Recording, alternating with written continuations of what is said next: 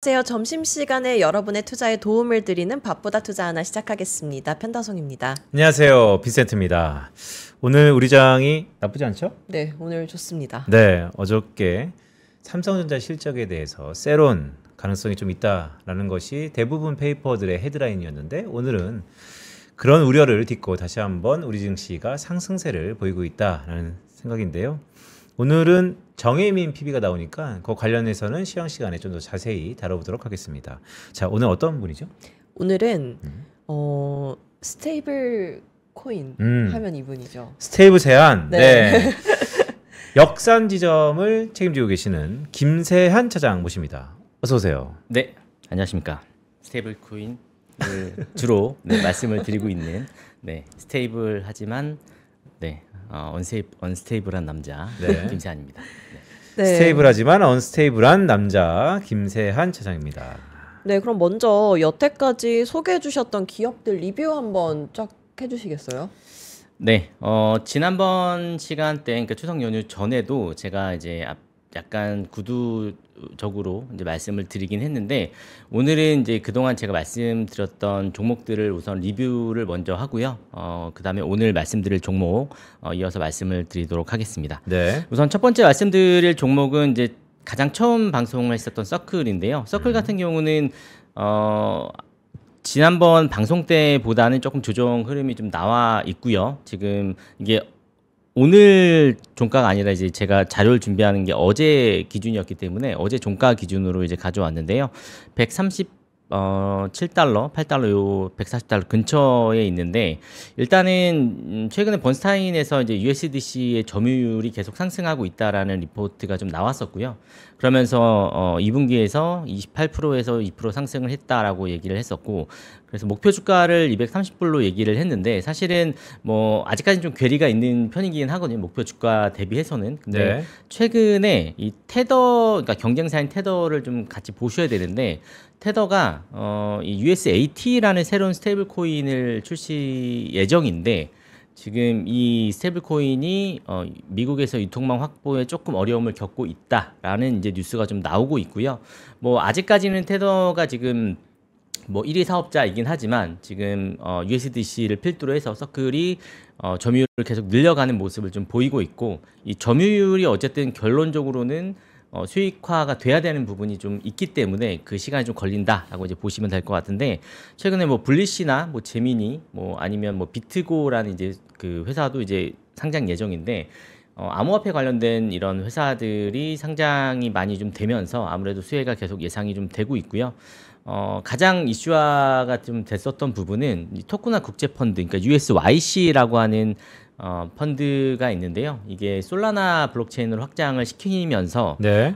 전반적으로 USDC와 USYC를 서로 호환 가능하게끔 지금 만들고 있기 때문에 특히나 이 토큰화된 시장, 이 미국채 시장에서도 상당히 급성장을 좀 하고 있기 때문에 이 부분도 서클의 조금 주가에 반영이 된다라고 한다면 지금보다는 상승할 가능성이 높다라고 보고요.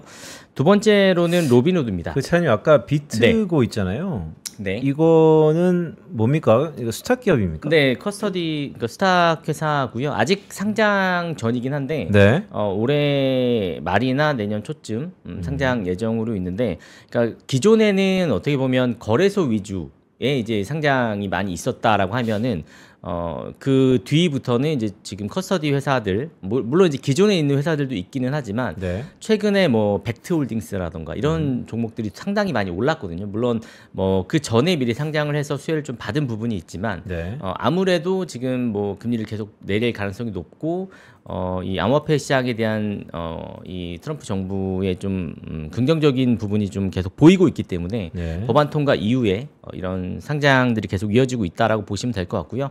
뭐 내년에도 계속 상장 흐름은 조금 더 빨라질 거다라고 그렇게 생각을 좀 하고 있습니다. 비트고 홈페이지를 잠깐 가보니까 이 벌써 플랫폼 에셋이 900억 달러, 네. 그러니까 130조 원이나 있네요. 네. 상당히 규모가 좀 있는. 네, 규모 자체는 이제 상당히 있는 편인데 사실 뭐 이 상장 시기부터 숫자가 정말 발생이 되는 회사냐 네. 아니냐에 대한 이슈가 좀 있기 때문에 그러니까 서클 같은 경우도 사실은 상장할 때 상당히 많은 주목을 좀 받았었거든요. 근데 실제로 보면 뭐 아직까지 숫자적으로는 조금 부족한 부분이 많기 때문에 주가가 조금 아직까지는 뭐 완전히 반등하고 못하고 있다라고 보시면 될 것 같고요. 제가 두 번째 말씀드릴 로빈후드는 이제 두 번째 방송 때 말씀을 드렸고, 사실 지난번 방송 때 가장 장기적으로 보면 텐베거 확률이 가장 높을 만한 종목이다라고 이제 말씀을 드렸는데, 네. 로빈후드는 뭐 그 지난번 방송에도 로빈후드 방송 때도 말씀드렸지만 일단 CEO가 상당히 좀 관종이고요. 네, 네, 여러 가지 셀럽의 형태로 이 주가를 부양하기 위해서 많이 좀 활동도 하고 뭐 서밋 같은 뭐 세미나도 하고 이렇게 많이 하는데, 최근에 뭐 마찬가지로 번스타인에서 이제 S&P 500 지수가 편입이 됐죠. 이 지수에 편입이 되면서부터 안정적으로 이제 상승 흐름을 이어가고 있고요. 목표 주가 160달러로 제시를 했는데 최근에 150달러 근처까지 갔다가 뭐 최근에 트럼프 발언 때문에 뭐 약간 조정을 좀 받았었고요. 그래서 140달러대 근처에 위치해 있고, 특이점은 최근에 이 스타트업 펀드를 출시했는데, 그러니까 개인 투자자용 스타트업 펀드입니다. 보통은 이제 기관 투자자나 법인 형태로 이제 많이 하는데, 이 부분을 리테일 쪽으로 우리는 풀어내겠다라고 이제 출시를 했고요. 추가적으로 이 예측 시장에 대한 진출을 계속 강조를 하고 있는데, 이 예측 시장 같은 경우는 이 기존에 있던 데이터보다 예측 시장에 대한 데이터를 근거로 해서 이제 향후에 어떤 일들이 벌어질지에 대한 부분을 미리 이제 투자자들에게 제공을 해주겠다라는 부분이고요. 네. 뭐 예를 들면 연준의 금리 뭐 인하 여부라든가 이제 10월달 말에 예정이 되어 있죠. 그리고 뭐 스포츠 베팅 경기도 이제 있는데, 스포츠 베팅 경기 약간 이벤트성이라고 보시면 될 것 같고요. 뭐 이제 향후 뭐 이제 뭐 중간 선거 결과라든가 뭐 이런 정치적인 이벤트들도 예측성을 먼저 이제 인지를 해서 고객들에게 제공하겠다라는 이제 이슈라고 보시면 될 것 같고, 마지막으로는 은행 서비스 출시도 지금 예정이 되어 있습니다. 아직까지 출시가 완전히 되어 있지는 않은데, 이 자산 토큰화 시장에 대한 선두 주자 중에 하나이기 때문에 로빈후드는 그러니까 그만큼 뭐 그러니까 전체 전통 시장으로 보면은 블랙락이 아무래도 가장 선두 주자라고 볼 수는 있지만, 이 신흥 시장에서는 로빈후드가 가장 선두 주자라고 보시면 될 것 같고요. 그래서 전반적으로 처음에 이제 제가 말씀드렸던 때보다 그때 110달러 언저리였던 걸로 기억을 하거든요. 네. 근데 지금 뭐 많이 올랐기 때문에 뭐 하지만 저는 계속 텐베거. 네, 생각을 하고 있고요. 그러니까 이 로빈후드는 말씀 주셨던 것처럼 사실 미국의 리테일 시장을 지금 마켓시어를 높여가고 있는 업체이기 네. 때문에 아까 말씀 주셨던 이 세 번째가 눈에 띄는데, 결국 갬블이잖아요. 네, 네, 이런 퍼니한 요소들도 들어오면서 수익을 쉐어한다. 네, 이게 한국에서는 거의 상상할 수도 없는 것들인데. 그렇죠. 한국에서는 이제 불법이죠. 네. 한국에서는 불법으로 되어 있지만 유럽 같은 경우는 또 이게 영국 같은 경우는 합법으로 좀 되어 있고, 네. 미국 같은 경우는 뭐 그 사이에서 지금 뭐 이제 왔다 갔다 하고 있는데, 뭐 제가 봤을 때는 어쨌든 로빈후드에서 이렇게 좀 이 예측 시장에 대해서 좀 강조하는 이유는 그동안의 데이터들은 어쨌든 후행적 데이터다라고 이제 얘기를 했었고요. 예측 시장에 대해서 미리 예측이 된다라고 하면, 사실 주식시장도 미리 예측이 된다면 우리가 미리 매수하고 매도할 수 있잖아요. 네. 그러니까 그만큼 조금 더 빠른 정보를 많은 지적 그 정보들을 미리 파악을 해서 우리는 고객들한테 제공을 해줄 수 있다라는 부분을 조금 강조를 하고 있는데, 저는 네. 이 부분이 상당히 효과적일 거라고 모객에. 생각을 하고요. 모객에. 네, 모객도 그렇고 네. 전반적으로 주시장을 예측할 때도 뭐 지금 AI 뭐 산업이 버블이다 아니다 뭐 약간 이런 얘기도 있기는 하지만, 이제 이런 부분들을 평가를 할 때 어떤 한 가지 지표로만 보고 판단할 수 없고, 향후 미래에 대한 어떤 부분에 대한 이슈에 대한 거를 뭐 yes or no 또는 뭐 거기에 대한 이제 평가 요소들을 각각 기준을 삼아서 이제 나눠서 봤을 때는 어떤 쪽으로 지금 많은 사람들이 움직이고 있다라는 거를 또 미리 알게 되면 그만큼 이 시장에서의 그 반응도 더 빠르고 쉽게 알 수 있기 때문에 저는 상당히 효과적인, 그러니까 전통 금융시장에서는 할 수 없기 때문에 그러니까요. 상당히 효과적인 그런 뭐 부분이라고 생각을 하고 그러니까 있습니다. 이게 네. 가상자산 거래소에는 이런 게 흔히 있잖아요. 네, 그러니까 맞습니다. 이게 이런 거예요. 예를 들어 편푼. 네. 그러니까 물어보는 거예요. 로빈후드에서 내일 주가 오를까요? 떨어질까요? 그럼 이제 거기에 베팅해서 오르면 네. 가져가고 네. 떨어지면 막가고 네. 그래서 모객행위 되고 네. 그 플랫폼은 로빈후드를 쓰고 네, 맞습니다. 그러니까 참 사행성이 있다. 알겠습니다. 그렇죠. 네. 네, 그리고 마지막으로 아이렌은 요즘 네. 어떤가요? 아이렌은 제가 그 처음 말씀드린 때가 $40대였거든요. 네. 근데 그때보다 약 50% 정도 올라 있고요. 그때도 이제 방송 그 썸네일을 보시면 3배 올랐지만 4배 간다. 그렇죠. 이게 네, 타이틀이었거든요. 제가 그런 질문 많이 드렸잖아요. 이걸 이제 와서 얘기하면 어떡합니까? 네. 이 작은 종목을 이렇게 떴는데. 네. 그런데 제가 무색하게 그대로 50%가 더 올랐다고요? 네, 저는 그러니까 아이렌 같은 경우는 최근에는 약간의 그 미국의 그 레딧을 보면 이제 커뮤니티를 보면 약간 밈주식의 형태로 오해를 좀 하고 있는데 기본적으로는 일단 수익이 지금 발생을 하고 있는 회사고요. 그리고 이 최근에 뭐 마이크로소프트 뭐 코어웨이브, 뭐 엔비디아, 뭐 오픈AI 뭐 이런 회사들이 전부 너나 할 거 없이 AI 데이터 센터들 쪽에 많이 투자를 하고 있는데 네. 이 아이렌 같은 경우는 아직까지 대규모 이 계약 소식은 들려오고 있지는 않지만 오히려 저는 그게 더 호재다라고 지난번에 말씀을 드렸고 개인적으로 아이렌의 또 중요한 부분은 비트코인을 홀딩하지 않고 무조건 팔거든요. 네. 네. 채굴 하게 되면 무조건 팔기 때문에 이 홀딩하고 있는 리스크에 대한 부분이 이제 거의 없다라고 보시면 될 것 같고 지금 전체적인 시장의 흐름은 그러니까 어떻게 보면 비트코인을 이제 채굴하고 있었던 회사들이 이 채굴 인프라를 가지고 어떤 역할을 시장에게 해줄 수 있는지로 많이 바뀌어 가고 있는데 아이렌은 그 중에서도 하드웨어에 엄청 축적해 놓고 있고 지금 다른 회사들이 이제 소프트웨어를 많이 개발하고 있는 사이에 하드웨어에 대한 걸 조금 더 중요시하게 여기면서 이제 공급자 역할을 하려고 준비를 하고 있는 부분이 있기 때문에 상당히 저는 긍정적으로 좀 보고 있고요. 뭐 앞으로도 뭐 그 썸네일처럼 마찬가지로 충분히 개인적으로 봤을 때는 뭐 세 자릿수 이상은 분명히 또 가지 않을까라고 생각을 하고 있습니다. 그리고 그러면 이거는 텐베거가 아닙니까? 제가 처음에 말씀드렸던 $10 초반, 네. 네, 그때 방송에도 말씀드렸지만 이거는 증인이 있습니다. 네, 주변에. 그래서 그 $10 초반대 말씀을 드렸던 그때 기준으로 보면 거의 텐베거네요. 텐베거라고 이제 볼 수 있는데 네. 제가 이따 잠깐 말씀드릴 거예요. 텐베거가 과거 5년 동안의 데이터를 가지고 보면 미국 시장에서 몇 프로 정도가 텐베거였을까? 진짜요? 네. 궁금하다. 라는 걸 제가 이제 오늘의 데이터를 가지고 오지 못했는데 그냥 구두적으로 먼저 말씀을 네. 드리고 제가 이제 다음에 데이터를 가지고 와서 네. 말씀을 좀 드리려고 하는데요. 일단은 네 충분히 그 기준으로 보면 텐베거 가능성이 상당히 높다라고 보고 지난번에 말씀드렸지만 장기적으로 보면 로빈후드 가능성이 가장 크지만 단기적으로는 아이렌이 가장 빠르게 올라갈 가능성이 높다라고 말씀을 드렸거든요. 네, 아직도 단기적으로는 유효합니다. 아이렌, 네. 장기적으로는 로빈후드요. 네. 그리고 여기에 제가 이제 깜빡하고 비트마인을 넣지 못했는데 그러니까요. 네. 안 그래도 찾고 있었어요. 네. 비트마인 어디 갔지? 이러고. 네, 비트마인은 사실 제가 말씀드렸던 가격대와 지금 거의 비슷하다라고 보시면 되는데 뭐 여전히 뭐 최근에 계속 이더리움을 축적을 하고 있고요. 뭐 지금 어쨌든 아직까지는 스트래테지 기준으로 한 7분의 1, 8분의 1 정도 암호화폐 그 자산 기준으로 보면 그 정도 수준인데 어쨌든 지금 전반적으로 금리는 좀 내려가려고 하고 있지만 이제 암호화폐 특히나 비트코인은 반감기 좀 이슈가 있다 보니까 약간 이제 조정 흐름이 좀 나오고 있는데요.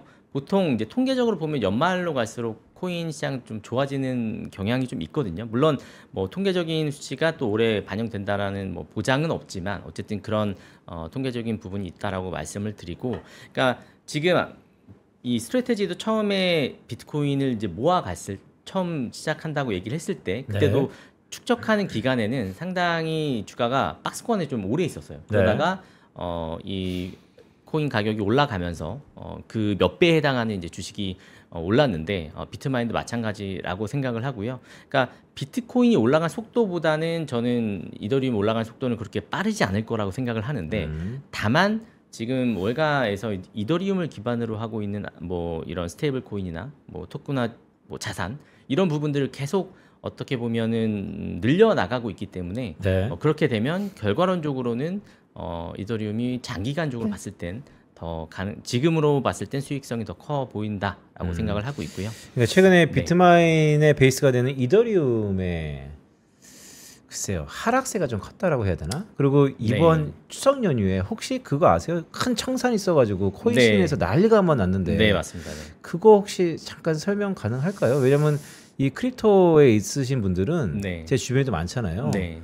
연휴 때 거의 지옥 갔다 왔다. 네. 여전히 지옥 가 있다. 막 이런 사람이 네. 많거든요.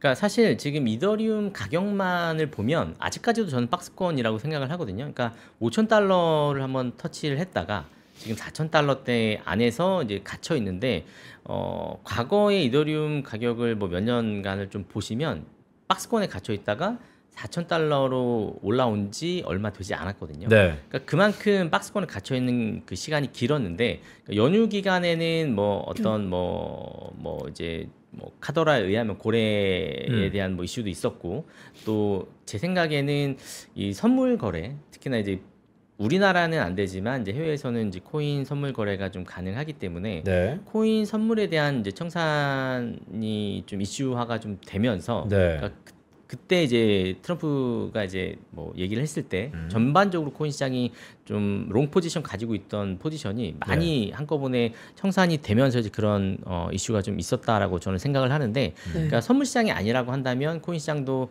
어느 정도 저는 안정화가 좀 돼 가고 있다라고 생각을 하거든요. 근데 그 안에서 뭐 요즘에 뭐 레버리징화 되어 있는 ETF라던가 또는 선물 시장이라던가 뭐 옵션까지 이렇게 같이 포함이 되어 있기 때문에 네. 뭐 여러 가지 그 리스크가 좀 동반이 됐는데 저는 어쨌든 현물 시장만으로 봤을 때는 상당히 안정적으로 계속 우상향하고 있다라고 생각을 하고 있습니다. 그거는 어때요? 그러니까 제가 왜 여쭤봤냐면 지금 트럼프 행정부의 스탠스가 네. 여전히 지니어스 액트를 통과한 이후에 이 크립토에서 여전히 긍정적인 것인지 아니면 네. 최근에 약간 톤 변화가 있습니까? 뭐 아직까지 톤 변화에 대한 이슈는 저는 딱히는 없다라고 생각을 하고요. 그러니까 기존 이 프로세스를 계속 가져갈 거라고 생각을 하는데 제가 올해 하반기에 가장 중요하게 생각하는 거는 이더리움의 스테이킹이거든요. 여기서 스테이킹이라는 것은 이더리움을 빌렸을 때 네, 빌렸을 때 맡기면 반대급부로 네, 네. 맡기면 이제 뭐 3% 또는 뭐 4% 가까이 되는 이제 금리 이자를 이제 수취할 수 있는 형태라고 보시면 되는데, 그러니까 이 비트마인을 설명을 드릴 때, 그러니까 비트코인이나 뭐 이더리움이 선물로 거래가 되는 거에서 현물로 거래가 되는 이슈가 이제 발생했던 것보다 만약에 이더리움 스테이킹이 승인이 된다라고 봤을 때는 저는 더 큰 이슈가 될 거라고 말씀을 드렸거든요. 몇 배 네. 갈까요, 그럼? 뭐 그것까지는 제가 정확히 뭐 이렇게 숫자를 찍어서 말씀드리기는 어렵지만 네. 그만큼 코인 시장의 파급 효과를 더 크게 불러올 수 있다라고 생각을 하고, 그러니까 스테이킹 자체는 지금 비트코인은 안 되거든요. 네. 그러니까 이더리움이 되면 뭐 그 나머지 뒤에 뭐 솔라나나 뭐 다른 이제 스테이블 코인과 엮여 있는 코인도 가능할 수 있겠지만 어쨌든 지금 현재로서는 이더리움 스테이킹이 상당히 중요한 이슈라고 생각을 하고 올해 4분기에 만약에 뭐 승인이 된다라고 보면 저는 또 크리스마스 랠리가 오지 않을까 생각을 좀 하고 있습니다. 네. 크리스마스 릴리라는데? 크리스마스 랠리요? 그러니까 네. 지금부터 뭐가 가라는 거예요, 그럼? 그렇습니다. 크리스마스 때 이제 또 많이 또 선물도 하시고 네. 또 하실 거면은 뭐 지금부터 네, 천천히 차근차근 모아 가시면 좋을 것 같습니다. 네. 네, 여태까지 소개해 주셨던 종목들 리뷰 쫙 해주셨는데요. 그럼 오늘은 어떤 종목인가요? 오늘도 비슷한 종목일까요? 오늘은 뭐 약간 비슷하면서도 다른 이제 그런 종목인데 오늘은 이 피규어 테크놀로지 솔루션스라는 종목이고요. 아마 들어보신 분이 많이 없으실 거예요. 전 처음 듣는데요. 저도. 네. 피규어 왜냐하면 뭐요? 상장한 지 한 달밖에 안 아, 됐다. 그래요? 종목이기 때문에 아니 상장한 지 한 달밖에 안 가져온 종목 이런 걸 어떻게 찾아요? 저는 이제 뭐 나스닥이나 네. 뭐 뉴욕 거래소에 상장이 예정되거나 상장된 종목들을 계속 그 거래소를 통해서 봅니다. 아. 그래서 어떤 종목들이 언제 상장할 예정이고 또 언제 상장하고 이런 것들을 보고 그 전에 미리 데이터를 좀 한번 보거든요. 네. 근데 이 피규어 같은 경우는 근데 피규어라고 말씀을 드리면 이 로봇 만드는 회사랑 약간 헷갈리실 수 있는데 이제 그 회사랑은 좀 다른 회사고요. 네. 이 회사는 뭐 이 캐그니라는 그러니까 지금 상장된 소파이 테크놀로지라는 회사가 있거든요. 미국에. 왼쪽 사진이 CEO예요? 네, CEO고요. 네, 이 CEO가 소파이를 이제 상장을 이제 시켰는데 소파이도 금융 플랫폼 중에 하나고요. 온라인 금융 플랫폼으로 이제 보시면 되는데 그 플랫폼에서 조금 더 이제 발전한 이 회사라고 보시면 될 것 같고요. 기본적으로는 블록체인 기반 대출 플랫폼 회사입니다. 대출을 해주는 회사예요? 대출 플랫폼이요? 그러니까 코인을 대출해 주는 게 아니고 블록체인 기반으로 대출을 뭐 풀어제 끼고 뭐 이런 건가요? 뒤에 말씀드리겠지만 코인도 대출이 되고요. 그러니까 미국의 뭐 모기지 시장 또는 주식담보대출, 주택담보대출 시장을 보면 거의 한 35조 달러 가까이 되는 시장이거든요. 네. 이 시장에서 지금 현재로서는 비은행권 기준으로 1위 사업자고요. 네. 그러니까 지금 현재 막 핀테크처럼 뭐 사업을 시작한 회사가 아니라 사업을 하고 있고 영위하고 있고 현재 전체 시장 기준으로 봐도 4위 사업자입니다. 그만큼 어떻게 보면 좀 앞서가는 회사라고 볼 수 있는데 그러니까 기본적으로 보면 이 회사가 가지고 있는 플랫폼을 가지고 본인들이 대출을 뭐 실행해서 발행 뭐 A부터 Z까지 다 하는 경우가 있고요. 두 번째는 다른 회사들이 이 회사의 플랫폼을 이용해서 대출을 하게끔 만듭니다. 그리고 보통은 미국에서 대출을 하거나 뭐 모기지 관련된 업무를 하거나 그러면 엄청 오래 걸리거든요. 그러니까 평균적으로 소요되는 기간이 42일이라고 하더라고요. 네? 42일이요? 네. 42일 정도인데 왜 이렇게 길어요? 그거를 10일 이내로 단축을 시킬 수가 있고요. 대출 승인만으로 보면 5분 안에. 그러니까 우리나라 같은 경우는 은행 업무가 사실은 좀 쉽잖아요. 근데 뭐 미국이나 이제 서구권 이렇게 나가 보면 사실 뭐 저도 이제 미국보다는 이제 영국에서 이제 유학을 했었던 경험이 있는데 그 나라도 은행 가서 내가 이 데비카드 하나 만들어서 받겠다 하면 근데 그날 안 주고 집으로 배달해 주거든요. 집으로 배달해 준다고요? 네. 근데 집으로 배달 오기까지 한 2, 3주가 걸려요. 그러니까 그 동안은 사용할 수가 없어요. 그러니까 상당히 답답하죠. 은행 서비스 자체가. 근데 물론 그거를 뭐 전통적인 어떤 뭐 이제 뭐 그걸로 지불을 하게 되면 상관은 없지만 이제 우리나라처럼 이렇게 금융 서비스가 빠르고 이렇게 특화된 나라에서 이제 사용을 하다가 그런 서비스를 겪게 되면 상당히 좀 답답하거든요. 와, 이거는 그냥 상상만 해도 지옥이다. 예를 들어서 우리나라는 네. 이삿 날 네. 잔금 치르면서 네. 들어가야 되는데 그쵸. 이거 42일 걸리면 네. 와, 아찔하다 진짜 생각만 해도. 그러니까 이게 사실은 이 기간의 어떤 리스크는 내가 어떻게 뭐 컨트롤할 수 있는 부분이 아니잖아요. 그러다 보니까 이 시장에서는 뭐 기존 뭐 미국 시장에서는 그걸 이제 뭐 대체로 그러려니 하면서 이제 지내왔는데 이 회사가 지금 상장하고 나서 물론 상장 전부터 약 최근 12개월간 보면 60억 달러 규모의 대출을 처리를 했거든요. 네. 그러니까 그만큼 대출 처리 능력도 인정을 좀 많이 받고 있고요. 블록체인 기술 자체적으로 가지고 있는 블록체인 기술을 활용해서 그러니까 예를 들면 등기도 우리가 다 뭐 서류로 다 제출해야 되잖아요. 네. 근데 이 미국 같은 경우도 DA 그러니까 다트라고 우리도 다트가 있지만 미국 같은 경우는 다트라고 해서 그 안에 이제 이 회사에서 등기나 이런 부분들을 실질적으로 블록체인 코드를 입혀서 자기네 그 플랫폼 안에 넣어서 매칭을 빨리빨리 시킬 수가 있습니다. 네. 그러니까 서류를 제출하는 게 아니라 그 안에 정보를 담아서 그 정보를 그 이제 수요자와 공급자에게 빨리빨리 전달할 수 있는 그런 어떤 일종의 플랫폼이라고 보시면 되죠. 그래서 그런 역할을 하는 이 블록체인 기반의 대출 플랫폼을 운영하고 있다라고 보시면 되고요. 추가로 말씀드릴 부분은 이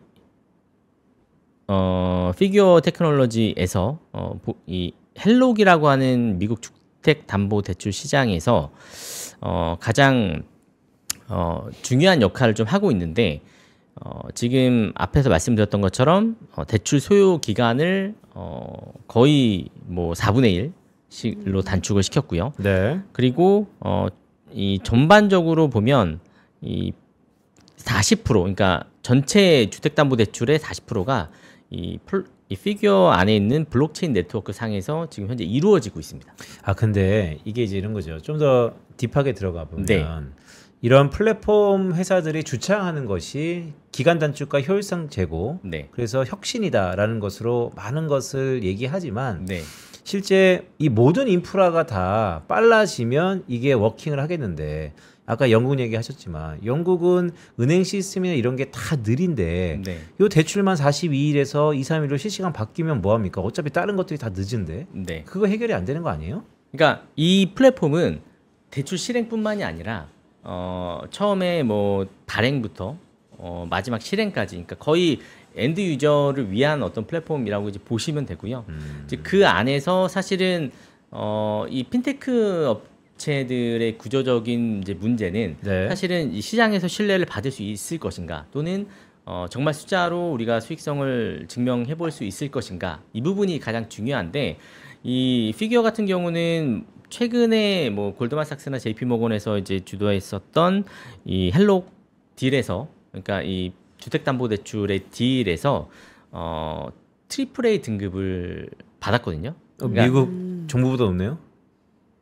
트리플 A면? 그러니까 이 트리플 A는 네. 뭐 미국 정부의 기준이라기보다는 네. 이 자체 신용, 그러니까 네. 주택담보대출의 신용 등급 그 안에서 이제 나왔었던 딜이 이제 트리플 A 등급이라고 이제 보시면 될 것 같고요. 네. 그러니까 이게 어떤 의미를 지니냐면, 그러니까 사실 이렇게 핀테크 회사들이나 이런 막 시작하는 블록체인 업체 회사들은 시장의 신뢰를 얻기가 일단은 상당히 어렵고요. 그래서 대부분 시장에서 좀 유망한 또는 유능한 CEO나 의장을 이제 앉히는 경우들이 많고, 그래서 아까 소파이의 그 CEO가 지금 이 피규어의 이제 그 회장으로 있다고 보시면 될 것 같고요. 근데 그 전에 소파이를 이제 상장시켰던 능력이 있었기 때문에 그걸 기반으로 해서 전통 금융 회사들과 협업을 하면서 이 구조적으로 안정성을 계속 확보를 하고 있다. 네. 시장에게 좀 신뢰감 주고 있다라고 이제 보시면 될 것 같은데, 이 피규어의 이 주택담보대출 서비스를 잠깐 다른 기존의 트래디셔널 뭐 뱅크 회사들이랑 비교를 해보면, 일단은 금리 자체가 바로 확인이 가능하고요. 뭐 우리나라도 그렇지만 일부는 대면 프로세스가 좀 필요한 부분들이 있거든요. 그래서 그런 부분들이 좀 있는데 그런 게 전혀 없고요. 중도 상환 수수료는 거의 없다라고 보시면 되고, 이 평균 금리 자체가 기존 사업자 금리보다 상당히 경쟁력이 좀 있는 편입니다. 그래서 뭐 금리도 낮고 시간도 빠르고 뭐 중도 상환 수수료도 없다라고 하면 사실은 이쪽으로 이 서비스를 이용하지 않을 이유는 없거든요. 네. 근데 지금 뭐 부동산 시장이 그동안 금리가 높았기 때문에 약간 좀 경색이 좀 되어 있긴 했지만, 지금 뭐 금리를 한번 내렸고, 또 어제 파월 의장이 또 얘기를 했죠. 이제 금리를 올릴 가능성은 거의 없다라고 네. 이제 거의 공표를 했기 때문에 10월 말 그리고 올해 한두 번 정도의 더 금리가 내려간다라고 보면, 어쨌든 부동산 시장은 우리나라도 마찬가지지만 금리를 내려야만 시장이 반드시 살아나거든요. 그러면 이 부분도 상당히 이제 평균 금리도 내려갈 가능성이 높으면, 그만큼 이 모기지나 주택담보대출 시장에 많이 이 개인이든 법인이든 또 참여할 가능성이 높다라고 보시면 될 것 같고요. 이 추가적으로 DSCR이라는 서비스가 있는데, 이거는 한마디로 얘기하면 법인이나 전문 투자자 대상의 서비스라고 이제 보시면 되는데, 네, 이 부분은 사실 규모 자체는 전반적인 포션 자체는 크진 않지만 이 투자자들의 좀 최적화된 심사를 제공한다라고 이제 보시면 될 것 같고요. 그러니까 최대 100만 달러 정도까지는 별도의 감정 평가 없이 뭐 무관하게 이제 생략이 또 가능할 수 있다라고 이제 하고 있는 서비스라고 보시면 될 것 같고, 이 피규어에서 하고 있는 서비스 중에 암호화폐 대출 서비스도 제공을 하거든요. 아 그래요? 네, 아까 뭘 초반에 믿고요? 말씀드렸지만, 네, 암호화폐 뭘 믿고요? 코인마다 다 그게 다르잖아요. 그렇죠. 이제 본인들이 이제 가지고 있는 어떤 내부적인 그 아. 신용평가 시스템을 가지고 이제 하는데, 뭐 비트코인, 이더리움, 솔라나 일단 이 세 개를 지원을 하고 있고요. 지금 미국에서 암호화폐 대출 서비스를 하는 회사가 한 3군데 정도 있습니다. 네. 근데 이 회사 설립 연도를 보면 거의 2018년도, 그리고 맨 끝에 있는 아알치라고 하는 회사는 2022년도에 이제 설립이 됐는데 어쨌든 이 세 개 지금 나와 있는 회사들을 비교를 해보면 뭐 금리도 가장 낮은 수준이고요. 그리고 LTV도 최대 50%. 지금 우리나라에서 해외 주식을 담보로, 그러니까 네. A 등급을 담보로 하면 보통 55에서 60% 정도까지 대출을 해주거든요. 절반. 네. 근데 C 등급 같은 경우는 뭐 50% 정도까지 해주는데, 그러니까 거의 C 등급 우리나라 기준으로 보면 이제 그 정도의 등급을 가지고 있는 종목과 이제 비슷하게 LTV가 나온다라고 보시면 될 것 같고요.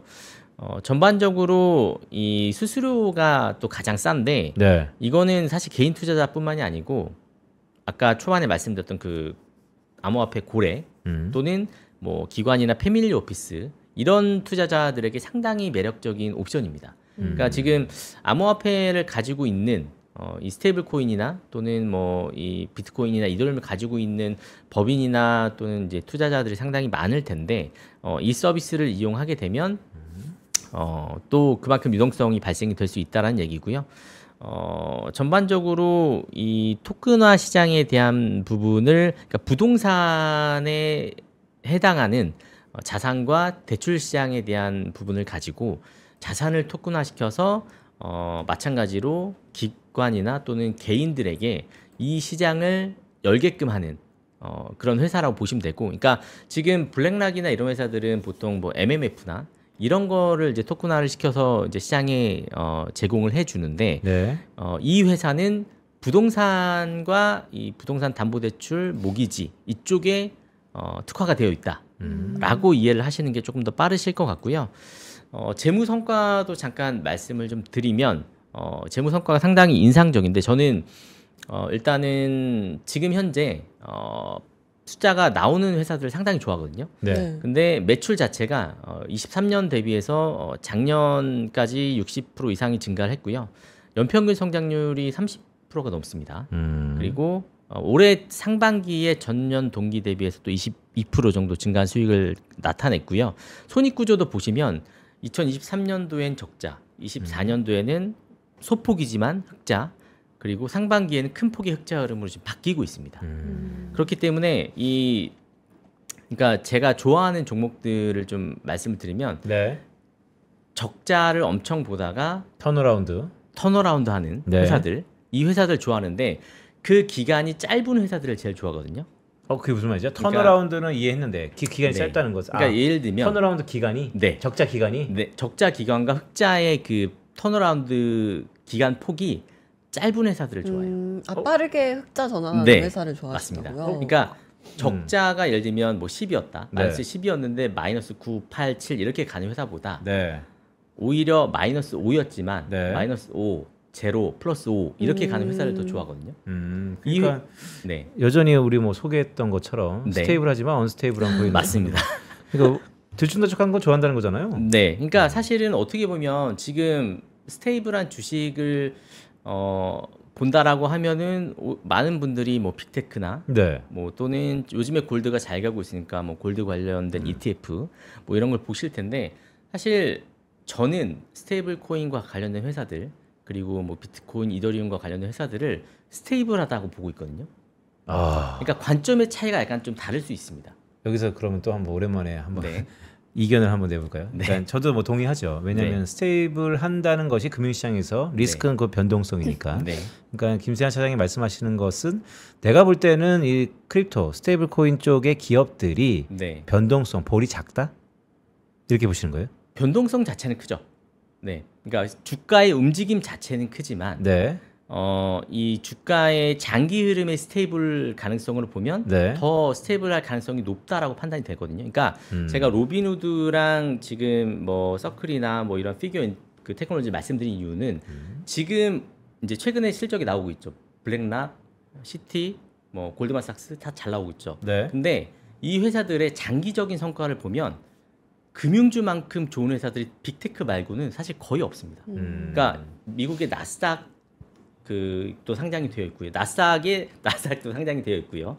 뭐 MSCI 또는 뭐 신용평가사 네. 이런 회사들 다 상장이 되어 있는데 네. 그 회사들 장기 수익률을 보시면 거의 빅테크와 크게 차이가 없어요. 근데 지금 시작하는 금융주의 이 핀테크 회사들은 이 전통 금융을 벗어나서 이 블록체인이나 스테이블 코인을 가지고 이제 새로운 금융 세계를 열어가고 있는데, 만약에 이 회사들이 금융 그 회사로 명확하게 안착한다라고 보면 저는 장기적인 수익률은 상당히 스테이블할 거라고 보고 있습니다. 그래요. 네.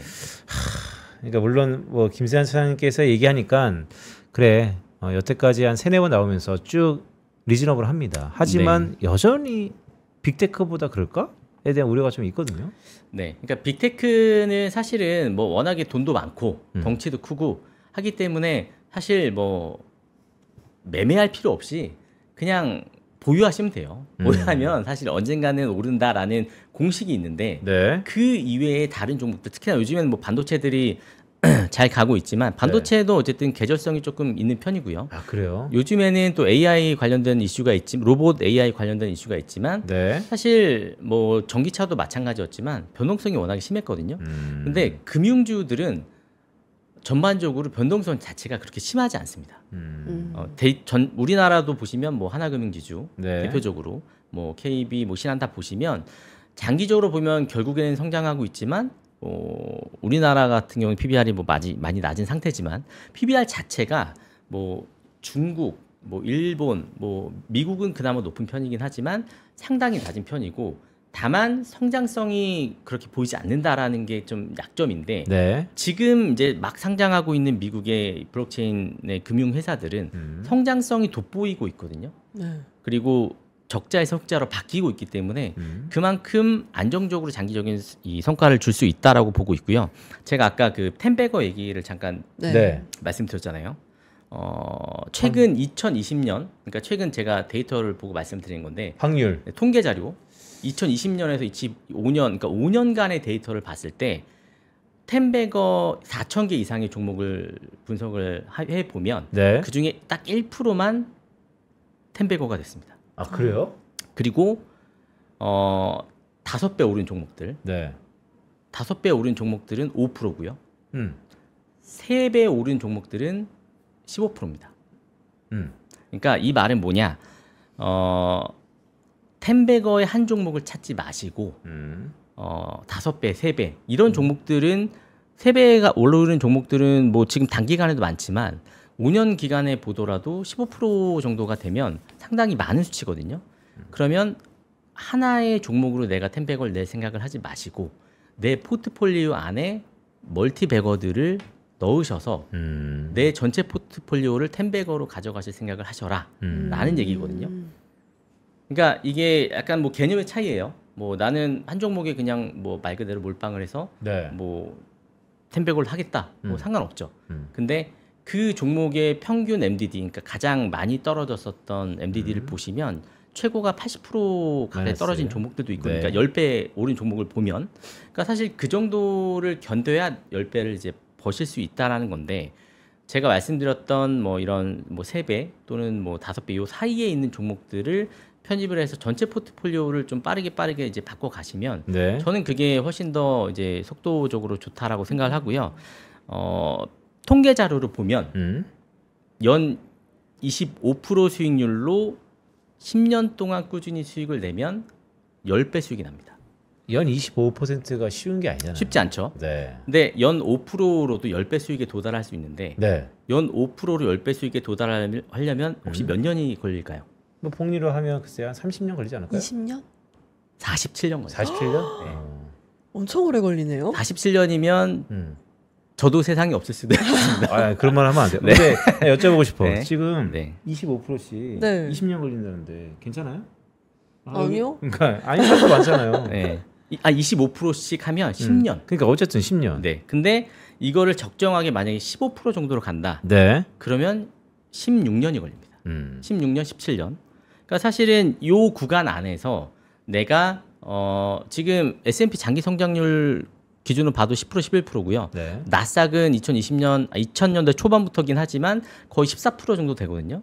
그러면 뭐 한마디로 그냥 나스닥 ETF에 투자해도 뭐 16년 정도 되면 10배거가 될 수 있다는 소리거든요. 네. 근데 그거를 이제 뭐 하시는 것도 나쁘진 않지만 네. 이렇게 시장이 금리를 내리고 하는 시기에는 지금 자산 가격들이 다 점핑을 하고 있잖아요. 네. 이런 시기에는 무조건 어떤 자산이든 투자를 하셔야 되고 그게 부동산이든 코인이든 주식이든 투자를 하셔야 되는데 주식 기준으로 말씀을 드리면 이 기간에 가장 수익률이 이제 좋은 구간이라고 보시면 될 것 같고요. 금리를 뭐 얼마까지 내릴지는 모르겠지만 어쨌든 지금 현재로서는 뭐 1% 정도 미국에서 네. 지금 생각을 하고 있기 때문에 그 안에 10배거까지는 아니더라도 뭐 멀티배거를 찾을 수 있는 기회는 상당히 많고 특히나 이렇게 상장된 지 얼마 안 된 종목인데 흑자를 내고 있는 종목. 그러니까 어제 주가가 초반에 미국장 장이 빠졌다가 막판에 좀 올랐는데 어제 반도체 종목이나 이런 종목들은 좀 많이 빠졌거든요. 네. 근데 기술주 많이 빠졌죠. 네, 피규어 테크놀로지는 올랐습니다. 그러니까 이런 거는 바로미터가 있어요. 네, 아이랜드 올랐지만 근데 네, 기술주 올랐어요. 반도체는 한철이래잖아. 네. 어때요? 갈아타요? 아니요. 아니라는 거? 저는 네, 아직 수익을 많이 내지 못했기 때문에. 아직 네, 템버까지 그러니까 이 아니기 종목은 때문에. 정말 네, 매력적이지만 네. 아직 제가 갖고 있는 거를 네, 더 갖고 있다가 가는 건 어떨까? 그러니까 김 사장 이게 헬스적인 거예요. 그러니까 쭉 소개시켜주는 종목들을 쭉 보면 되게 의미 있어요. 왜냐하면 새로운 성장 산업이고 네, 또 새롭게 상장한 지 얼마 안 됐는데 당장 수익을 보는 건 희소하다. 네, 희소한다는 것은 위가 열렸다는 것인데 그런데 정작 이 방송을 보는 많은 분들이 그래도 너무 생소하다. 그 부분을 위안? 아니면 그 부분을 좀 더 생소함을 좀 편안하게 하려면 네. 어떻게 접근해야 될까요? 생소함이 뭐 당연히 이제 있을 수밖에 없죠. 뭐 이제 막 상장된 종목들은 그래서 그 종목들의 히스토리나 이제 뭐 제가 그래서 CEO가 누군지 네. 뭐 어떤 뭐 이력을 가지고 있는지 뭐 이런 부분들도 그래서 같이 말씀을 좀 드리는 건데 그러니까 지금 어쨌든 저는 찍히는 숫자를 상당히 좋아하고요. 그러니까 상장을 했지만서도 뭐 계속 몇 년 동안 적자라던가 뭐 또는 시장이 안 좋다라던가 뭐 이런 경우에는 사실 저도 말씀드리기 좀 애매할 수 있는데 네. 뭐 지금은 일단 시장이 좋고요. 뭐 그리고 이 피규어 테크놀로지라는 비전 이 회사의 비전 자체가 네. 지금 명확하게 있고 그러니까 지금 뭐 스테이블 코인 안에서 블록체인 뭐 이런 말을 많이 하지만 그 안에서 명확하게 타겟을 선정해서 내가 이걸 하겠다. 그러니까 뭐 여러 가지를 하는 회사들은 많잖아요. 네. 근데 한 가지에 포커스해서 이 비즈니스 모델을 가지고 있는 회사들은 많이 없고요. 그 중에서도 흑자를 내는 회사는 거의 없습니다. 그러니까 이거는 좀 빠져드는 것 같아요. 그러니까 이게 되게 주요한 포인트인데 스테이블 코인 블록체인 한다 그래서 여기저기 막 하는데 사실 들여다보면 그래서 뭐 하는데? 라고 하면 아무것도 없거나 아니면 다 한다. 그런데 갖고 오신 피규어 테크놀로지? 이 회사는 명확하다. 네. 그 명확한 게 뭐라고요? 명확한 비전이 있고요. 그러니까 그러니까 뭘 하는 거예요, 비트마인도 정확히 그럼? 5%의 이더리움을 우리가 축적하겠다는 명확한 비전이 있잖아요. 네. 이 피규어 테크놀로지의 비전은 이 모기지 시장의 미국의 35조 달러 정도 되는 모기지와 주택담보대출 시장에서 약 10% 이상을 차지하겠다라는 목표가 있습니다. 그러니까 지금 어쨌든 이 비은행권에는 1위 사업자인데 네. 뭐 전체 사업자로 1위를 올라가기까지는 저는 뭐 쉽지는 않다라고 보지만 어쨌든 지금 전체 사업자로도 4위에 있기 때문에 저는 탑2 안에는 들어갈 가능성이 상당히 높다라고 보고요. 그러니까 아까도 얘기했지만 제도상의 어떤 뭐 나라별로 뭐 이런 금융 뭐 제도권의 차이가 좀 있기 때문에 이런 결제 시스템이나 또는 뭐 우리 서비스의 뭐 이용에 대한 제한이 좀 있지만 이거를 지금 상당히 줄여주고 있고 비용도 줄여주고 있고 네. 내가 빨리 이 주택담보대출이나 모기지 담보대출을 한다라고 봤을 때는 그러니까 미국 같은 경우도 지금 베이비 부머 세대들이 은퇴를 하고 MZ 세대들이 부각을 나타내고 있는데 그런 상황에서 부동산 자산을 어떻게 바꿔갈 것인가. 네. 그리고 로빈후드도 말씀드렸지만 로빈후드는 MZ 세대가 결국에는 장기적으로 이용할 플랫폼이라고 말씀을 드렸잖아요. 네. 이 피규어 테크놀로지도 지금 MZ 세대들이 나중에 베이비부머 세대들의 나이가 될 때쯤 되면 가장 크게 부동산 담보대출을 하고 있는 플랫폼이라고 저는 생각을 할 가능성이 높습니다. 김재현 차장이 거의 확신하고 계시는데요? 확신이라기보다는 자신감이죠. 아. 네. 멋있네요. 그러니까 네. 네, 달리 보여요. 네, 뭐 그렇습니다. 제가 뭐 여러 가지 분석을 많이 해본 결과, 그러니까 네. 저도 잘 몰랐던 부분을 이제 소개시켜 드리는 것도 있고요. 이제 그 부분을 이제 여러분들에게 이해를 시키고 뭐 설득까지는 아니지만 이제 말씀을 좀 드리고 있는데, 그러니까 뭐 이 종목에 대해서 관심이 없으셔도 상관이 없습니다. 뭐 저는 결론적으로는 보유할 거기 때문에 네. 네, 절대 뭐 안 사셔도 되고요. 매수 네. 안 하셔도 되고요. 네네. 네, 네. 네네, 한국에서도 네이버가 두나무랑 손을 잡고 음. 스테이블 코인 시장에 시동을 걸고 있잖아요. 네. 한국은 스테이블 코인 시대를 맞이할 준비가 됐을까요? 어떻게 보세요? 이게 관심 많아요. 네. 그렇죠. 일단은 아직은 저는 준비가 좀 덜 됐다라고 보고요. 뭐 물론 두나무와 네이버가 이제 합쳐지면서 합병이 되면서 이제 스테이블 코인에 관련된 이슈가 좀 크게 나오고 있는데, 저는 사실 이게 표면은 스테이블 코인이지만 두 회사의 좀 단점들이 있기 때문에 결국엔 합쳐진 거다라고 이제 보거든요. 그러니까 네이버 같은 경우는 최근에 그 네이버 파이낸셜의 이제 실적이나 이런 걸 좀 보시면 우하향하고 있는 흐름이 좀 있고요. 네. 결제 기준으로 보면. 그리고 두나무 같은 경우는 사실 계속 암호화폐 이 거래소 형태로만 하고 있다 보니까 뭐 시장이 좋으면 실적이 좋지만 또 안 좋으면 안 좋고, 또 이게 정통 금융 산업으로 들어가기에는 우리나라 규제가 좀 너무 심하기 때문에 이 두 개의 단점을 서로 보완하고자 저는 스테이블코인이라는 표면적인 이유를 꺼냈지만 그 합병이 된 거라고 저는 생각을 하고요. 뭐 올해 안에 이제 금융위원회나 이런 데서 이제 스테이블 코인 관련된 이제 법안이나 이런 부분을 다시 뭐 발표를 하겠지만, 네. 저는 뭐 전통 이제 금융지주들이 기본적으로 초반에 시도할 가능성이 상당히 높다라고 생각을 하고, 뭐 프로그래머블 페잉 형태, 그러니까 예를 들면 뭐 그런 거죠. 예를 뭐 미성년자가 네. 뭐 어떤 뭐 술이나 뭐 이런 담배를 못 사게 한다거나 뭐 또는 뭐 어떤 날씨에 따라서 뭐 이렇게 페이가 되고 안 되고, 뭐 예를 들면 내가 뭐 어디 뭐 놀러 가야 되는데 뭐 비가 오게 되면 뭐 취소를 해야 되는데 그걸 자동적으로 이렇게 프로그래머블하게 결제가 되게 한다던가, 조건부로. 뭐 콘서트, 그렇죠. 뭐 콘서트나 뭐 이런 뭐 운동 경기나 이런 걸 보러 갈 때, 뭐 아니면 우리가 흔히 영화를 보러 갈 때도 만약에 못 가게 될 때 또 취소하는 경우가 또 있잖아요. 그러니까 생각해보니까 우리가 지정가 매매가 되잖아요. 네. 근데 우리가 왜 예를 들어서 진짜 뭐 요즘에 프로야구 시즌이니까 네. 우천시도 막 됐었잖아요. 네. 그러니까 난 지금 사지만 우천시 알아서 캔슬해줘. 그러니까 네. 내가 따로 캔슬하는 게 아니고 그거 충분히 가능할 것 같은데 네, 생각해보니까. 그게 저도 가능하다라고 생각을 하고요. 그러니까 그거부터 시작을 할 것 같은데, 그러니까 제가 알기로 그 한은에 있는 그 자체주고 내부 법이 있는데, 네, 하는 법이요. 네, 은행이 아닌 이상은 자금의 공급자 역할을 할 수 없다라고 제가 알고 있거든요. 뭐 확실하지는 않은데. 네. 근데 이 부분은 뭐 어떻게 될지는 모르겠지만, 그래서 저는 이 4대 금융지주 안에서 먼저 뭐 테스트 형태로 해볼 가능성이 있다고 생각을 하는데, 스테이블 코인에 관심 있으시면 어쨌든 국내 시장보다는 저는 미국 시장에 투자를 하시는 게 맞다라고 생각을 하고요. 국내는 어쨌든 스테이블 코인이 아직까지 법제화가 되고 있지 않기 때문에 계속 늦어지고 있는데, 미국은 지금 부동산 담보대출 시장까지 왔거든요. 그러니까 그만큼 속도가 빠르고 자산 규모가 훨씬 크기 때문에 네. 뭐 스테이블 코인이나 지금 블록체인 관련된 시장에 관심이 있으신 분들은 미국에 최근에 상장이 되고 있는, 그러니까 거래소를 제외하고요. 저는 거래소는 워낙에 많이 상장하고 있기 때문에 그렇게 좋게 보고 있진 않고, 이렇게 자체적으로 플랫폼에서 수익을 발생시키는 회사들, 그리고 이 피겨 테크놀로지도 스테이블 코인이 있거든요. YLDS라는. 네. 이 스테이블 코인이 최초 SEC에서 복리 수익을 지급하는 연 3.7% 정도 제공하는 스테이블 코인이 갖고만 있어도 복리 수익을 제공하거든요.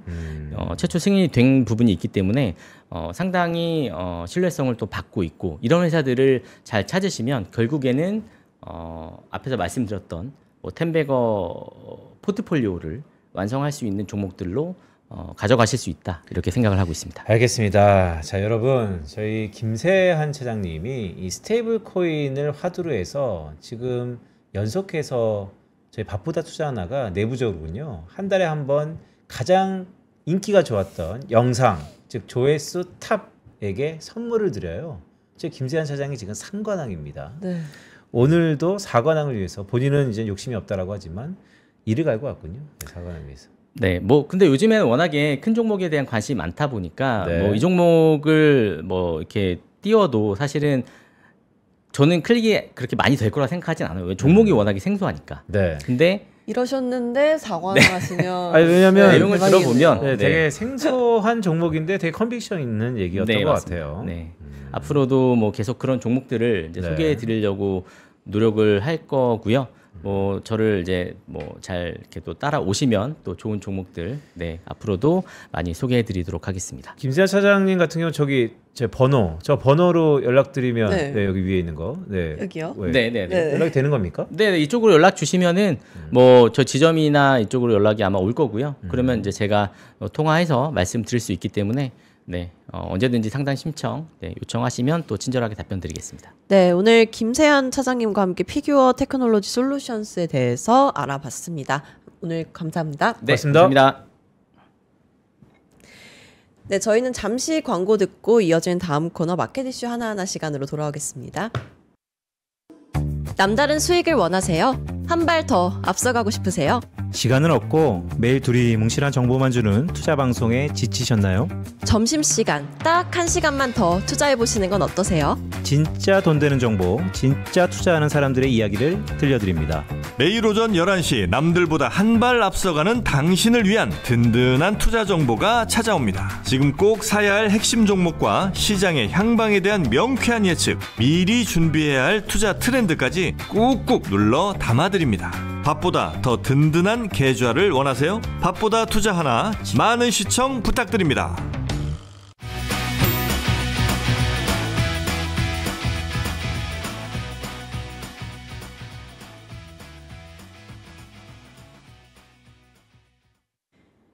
네, 마켓 이슈 하나하나 시간입니다. 오늘은 정혜민 PB와 함께 우리 시장 분위기 어떤지 알아보겠습니다. 어서 오세요. 어서 오세요. 네, 안녕하세요. 하나증권 정혜민 PB입니다. 정혜민 PB 매주 월요일 나오다가 오늘부터 수요일 어떻습니까?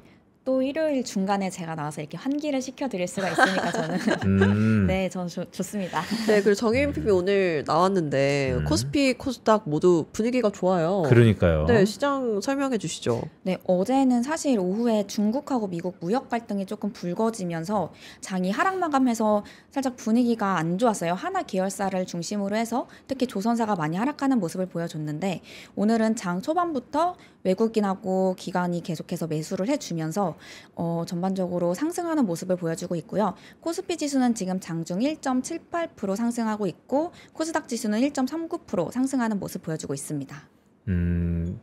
자, 정혜민 PB의 팬이 많죠? 그래서 물론 정혜민 PB 얼굴 보면서 보면 훨씬 좋겠지만 저희 PB님 HTS 좀 키워주세요. 네, 지수 좀 보고 싶습니다. 아, 자, 네네네. 종목 좀 볼까요? 그러면 어떤 종목들이 좀 움직이고 있죠? 네, 지금 장중에 움직이는 거 시가총액 1조 이상으로 보면은 삼성전자가 역시 2.4% 오늘 상승하고 있고요. 그리고 두산 에너빌리티가 오늘 장중에 8% 이상 상승을 했다가 지금은 한 7.78% 상승하는 모습을 보여주고 있습니다. 상승하는 섹터들 조금 자세하게 설명을 드리면 잠시만요. 오늘 원전이 지금 좀 상승폭이 크게 움직이고 있는데 원전 네. 같은 경우에는 두산 에너빌리티가 전에 저희가 그 미국 빅테크 업체랑 가스터빈 공급 계약 뜬 거를 저희가 봤었죠. 근데 이게 빌미로 해서 지금 추가 수주 가시와 장기 실적 가시성이 확보되면서 원전 전반적으로 지금 상승세가 이어지고 있습니다. 그 리포트 같은 거를 봐도 두산 에너빌리티 같은 경우에는 가스터빈 공급 계약을 시작으로 이제 매출을 한번 분석을 해보면 지금 시가총액은 너무 작다라는 의견이 대다수더라고요. 그래서 이런 부분에 조금 힘입어서 상승세를 보여주고 있는 것 같습니다. 네, 그럼 바이오는 어때요? 바이오는 사실 어제도 계속해서 질문을 하셨던 것 같은데 네. 오늘은 삼성 바이오로직스가 장중에 7.7% 상승을 하고 있는데요. 삼성 바이오로직스가 오르는 이유를 보면은 이제 실적 발표가 나오게 되는데 뭐 환율도 지금 좀 우호적이고 삼성 바이오에피스 마일스톤이 유입된다는 점에서 이제 실적이 잘 나올 거다라는 이야기가 있습니다. 그리고 삼성 바이오로직스는 이제 사업 분리가 되면서 분할이 되죠. 근데 그게 10월 17일에 확정이 된다라는 그 이슈가 있어서 좀 상승하는 모습을 보이고 있는데 그 외에는 사실 바이오가 그렇게 지금 힘이 있는 모습은 아닙니다.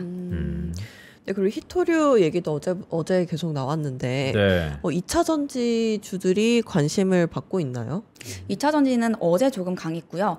오늘은 지금 장중에는 그렇게 힘을 쓰는 모습은 아닙니다. 포스코 퓨처엠 장중에 1.98% 상승하고 있기는 하지만 HTS를 보면은 지금 2차 전지 관련해가지고는 전반적으로 조금 하락하는 모습을 보이고 있고요. 고려아연 어떻습니까? 어저께 고려아연이 어제- 핫했잖아요. 네, 20% 이상 그러니까. 상승하던데요. 고려아연 오늘 좀 하락하고 있습니다. 아, 하락해요? 오늘, 네. 오늘 잠시만요. 차트를 한번 켜볼까요? 고려아연이 아닌데? 약간- 다시 상승을 하고 있네요. 네. 네, 제가 변동성이 있군요. 네, 제가 오전 중에 봤을 때는 계속 하락하고 있었는데 네, 정인 계속 PB의 등장과 상승을 하고 함께. 있네요. 네. 네. 자, 그렇다면 초미의 관심사 화장품주 좀 볼까요? 왜냐하면 저희 오전에 아침에 저희 이경수 의원 나와가지고 네.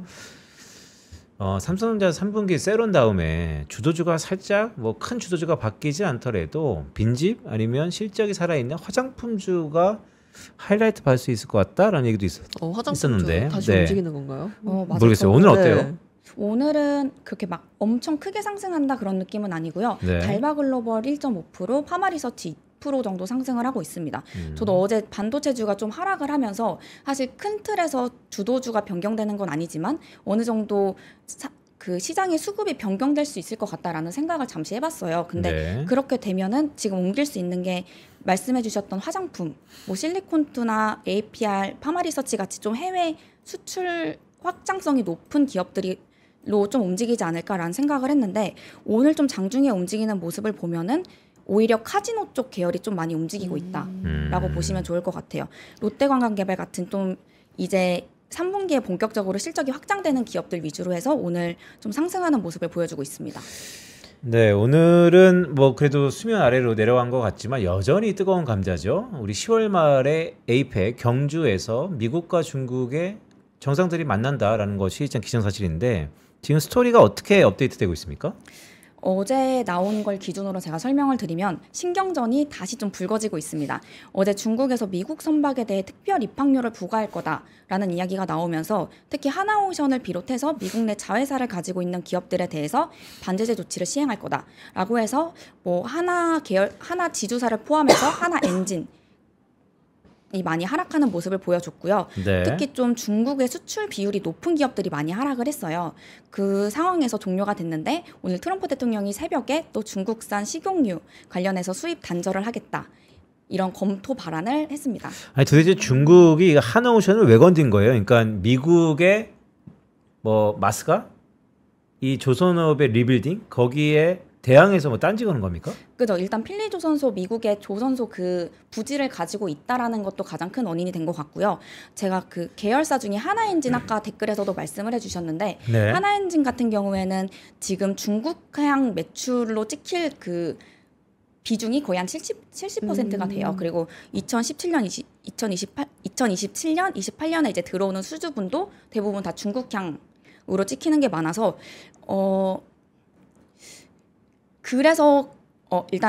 그래서 좀 공격이 들어간 것 같아요. 일단 하나 계열사가 미국에 계속해서 부지를 넓혀가고 있는데 네. 너네가 계속해서 이렇게 하면은 우리가 수주를 줄 수 없다. 이런 식으로 방향이 좀 넓혀갔던 것 같아요. 지금 가장 큰 타격을 받을 수 있는 게 아무래도 미국이 가장 밀고 있는 하나 계열사 네. 조선소 쪽이니까. 그래서 오늘 한화그룹 전반적인 계열사들의 주가 흐름은 어때요? 근데 오늘은 또 조선이 다시 반등을 했습니다. 아, 네. 그럼 별반 하루장의 해프닝이었다고 보는 그래서 건가요? 오히려 그렇게 하락을 주면은 좀 기회로 접근을 해도 좋을 것 같다라는 생각이 저는 오늘 좀 이제 들더라고요. 미국 네. 관련해서. 그리고 이게 우리 시장이 되게 체력이 좋다고 생각한 게 하루 하락하더라도 금방 회복을 하고 네. 다시 올라오고 하더라고요. 음. 이게 계속 이어지겠죠? 저는 이어질 거라고 보고 있습니다. 지금 저희 그 투자 예탁금 자체가 어제 일자 기준으로 80조가 넘었어요. 그래서 지금 자금이 빠진다고 해도 네. 대기하고 있는 자금이 충분하기 때문에 추세가 무너질 정도의 지금 이슈들은 없는 것 같습니다. 추세가 무너질, 그러니까 뭐 부침은 있겠지만 추세는 영원하다라는 말씀 주셨는데 또 그냥 수급으로 또 풀어주시고 계세요. 자, 공포 탐욕 지수 마지막으로 좀 볼까요? 네, 제가 공포 탐욕 지수 준비해 왔는데요. 네. 코스피 지수는 탐욕 75, 그리고 코스닥 지수는 탐욕 64입니다. 좀 세부적으로 보면은 바이오는 아까 말씀드린 것처럼 매우 탐욕 단계로까지 가는 종목은 없고 탐욕 관망 수준에 머물러 있는 종목들이 많습니다. 그리고 삼성전자, 하이닉스 어제 조금 주춤했더라도 아직도 매우 탐욕 구간에 있고요. 네. 두산 에너빌리티 같은 경우에도 매우 탐욕 구간에 접어들었습니다. 두산 에너빌리티가 매우 탐욕, 하이닉스보다 높아졌네요. 네, 그 어제 조금 하락했던 게 영향이 있는 것 같습니다. 그래서 저도 지금 지점에서 근무를 하다 보면 반도체 지금 들어가도 괜찮은가요? 라는 질문을 되게 많이 들어요. 그럴 네. 때 저도 지금 공포 탐욕 지수를 조금 활용을 하는데 이거 제가 지금 화면에 보여드리는 게 공포 탐욕 시그널 차트상 이미지예요. 네. 이 이미지를 보면은 아까 말씀드린 것처럼 반도체 관련해서 지금 우리가 추세가 끊기지 않았다라고 생각을 이미 하고 있다라고 봤을 때 매우 탐욕 구간 안에서 움직인다라고 하면은 반도체는 지금 매우 탐욕 구간 거의 바닥 부근에 들어가 있죠. 그러면은 지금 추세가 끊기지 않으면 오히려 지금이 매수 타이밍일 수 있습니다. 저는 이런 식으로 해석하는 것도 안내를 드리고 있거든요. 그래서 MTS로 조금 매우 탐욕, 공포 탐욕 시그널을 보신다라고 하면은 이렇게 차트 매매를 해보시는 것도 괜찮을 것 같습니다. 알겠습니다. 자, 어제도 그렇고 오전장하고 오후장의 흐름이 사뭇 달랐어요. 오늘은 오전장이 글쎄 기세를 내고 있는데 자, 오후장 우리의 투자 전략 한마디로 정의하자면 어떤 게 있을까요? 오늘은 지금 가장 큰 이슈가 아무래도 10월 말에 있는 에이펙인 네. 것 같아서 저는 좀 꼬꼬무 꼬리에 꼬리를 무는 투자를 한번 해보자. 꼬꼬무 이거 옛날 거 그거 아니야? 그 프로그램 이름 아니에요? 네, 맞아요. 제가 네. 뭐 말하지 고민을 하다가 네. 그 생각을 해보면은 지금 에이펙 관련해가지고 계속 분쟁이 나오는 게 미국은 계속해서 히토류 같은 공급망이 필요하고 중국은 미국의 테크 기술이라든지 반도체 칩 같은 게 필요하니까 계속해서 우리도 지금 협박할 수 있어 이런 식으로 의견을 내는 거잖아요. 네. 그럼 이제 내가 시진핑이면 내가 트럼프면 네. 어떻게 행동할까를 꼬리를 타고 들어가서 이제 투자를 해볼 걸 생각을 해보는 거죠. 네. 내가 어. 트럼프라면, 내가 시진핑이라면 그럼 결론이 뭡니까? 그러면은 지금 돌아가는 거죠. 중국이 중요하게 생각하는 히토류 네. 그리고 미국이 미국이 가지고 있는 테크 기술은 계속 쭉 갈 거다. 네. 그렇게 보고 한번 투자를 해보셔도 좋을 것 같습니다. 그러니까 미국의 빅테크를 위시한 주도주는 여전히 추세가 상승에 있다라는 말씀을 주시면서 저희 전래훈 지점장이 히토류를 갖고 오면서 저희 모든 저희 하나증권 직원들이 히토류에 대해서 다시 한번 관심을 갖고 있는데 여전히 히토류가 가장 뜨거운 그런 시기다라는 말씀까지 주셨습니다. 자, 수요일날 보니까 더 좋네요. 감사합니다. 네, 정혜민 PB였습니다. 고맙습니다. 네, 감사합니다. 그나저나 괜찮아요?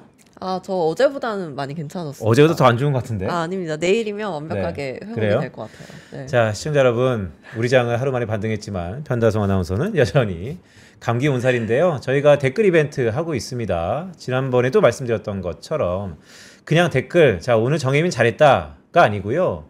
27분 37초에 그 멘트 너무 좋았어요 라는 것을 명시한 다음에 저희 더보기에 링크가 있거든요. 그 링크에 본인의 신상뿐만 아니고 저희 바쁘다 투자 출연진들에게 궁금한 의구심, 의문점을 주신다면 저희가 사례도 드리고 아니면 답변도 드리겠습니다. 더구나 저희가 준비한 선물이 어떤 거죠? 저희 치킨 세트를 드립니다. 네. 네, 매주 추첨을 통해서 인상적인 댓글 남겨주신 분들께 치킨이랑 콜라 1.25리터까지 보내드리니까요. 네. 네, 많이 참여해 주시기 바랍니다. 그러니까 직접 배달 주시나요? 직접 배달해 드릴까요? 뭐 직접 배달해 빈센트도 주는- 같이 가시는 거죠? 네, 저도 같이 가겠습니다. 네. 네, 저희 바쁘다 투자하는 내일도 알찬 정보로 돌아오겠습니다. 고맙습니다. 고맙습니다.